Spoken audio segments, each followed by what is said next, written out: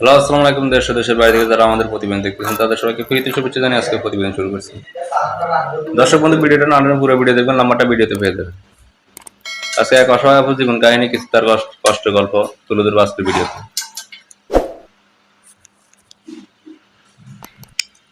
তার জীবনে কিছু কথা, কিছু গল্প আজকে তার মুখ থেকে শুনবো। চলুন শুনে আসি। হ্যালো, আসসালামু আলাইকুম আপু। ওয়ালাইকুম আসসালাম। আসসালামু আলাইকুম ভাইয়া। ওয়ালাইকুম আসসালাম। এখন আপনি বর্তমানে কি করেন? বর্তমানে আমি একটা বাসা বাড়িতে কাজ করি। বাসা বাড়িতে কাজ করেন না? জি। তো আপু, আপনার বয়স কত? আমার বয়স 18 বছর। 18 বছর না? জি। ও আচ্ছা। তো আপু 18-19 এরকম হবে, আসলে তো আমি 18 ঠিক প্লাস জানি হয়েছে, না। সমস্যা নেই, জি। 18 প্লাস। তো এই আপু পড়ালেখা করেছেন? না ভাইয়া, আমার পড়ালেখা নেই। পড়ালেখা নাই না? না। পড়ালেখা কি মোটো করতে পারেন নাই? না, না করতে পারিনি, মা মারা গেছে খুব ছোট থাকতে। ও আচ্ছা। তো আপনাদের ফ্যামিলিতে চলে কিভাবে বা? আমার ফ্যামিলিতে আমি বাসা বাড়িতে কাজ করি। তাছাড়া কোনো মাইনে নাই। বাবা আছে, বাবা রিক্সা-টিক্সা চালায়, সৎ মা আছে, অত্যাচার করে, আমার বিয়ে হচ্ছে না। যদি কোনো ভাই যদি আমাকে যৌতুক ছাড়া বিবাহিত করে আমি বলবো সেটাই। সৎ মায়ের অত্যাচার আমার আর ভালো লাগে না। ও আচ্ছা আচ্ছা। তো এই আপনি প্রতিবেদন আগে কোনো আসছেন? না ভাইয়া, আগে কখনো প্রতিদিন আসছি না, আর আমার একটা বান্ধবীর কথা শুনে আমি এখন আসছি।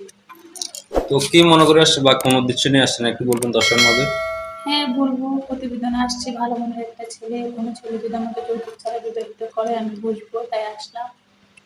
ও আচ্ছা। যৌতুক ছাড়া বিবাহ করে বলবেন না? জি। তো কিরকম ধরনের ছেলে হলে আপনার পছন্দ? ছেলেটা যেমনই হোক না কেন চলবে, যদি আমাকে যৌতুক ছাড়া বিবাহিত করতে পারে হবে।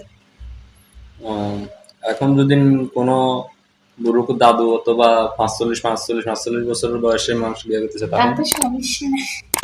বুড়ো সমস্যা কোথায়, যদি কপালে থাকে সৎ মায়ের জ্বালা থেকে আমাকে যদি মুক্তি করতে পারে আমি বসবো, বুড়ো সমস্যা নেই। ও আচ্ছা। তো আপনার সাথে যোগাযোগ করার জন্য কোনো ফোন নাম্বার বা কোনো ব্যবস্থা? হ্যাঁ, আপনি যদি বলেন আমি একটা মোবাইল নাম্বার দিতে পারি বা স্ক্রিন। আমার যোগাযোগ করলে আপনার পাওয়া যাবে? যে নাম্বারে যোগাযোগ করলে আমাকে পাবেন। তাহলে আমার ফোন করলে কি আপনি ধরবেন নাকি অন্য কেউ ধরবে? না, এই নাম্বারে ফোন করলে আমি। ও আচ্ছা আচ্ছা।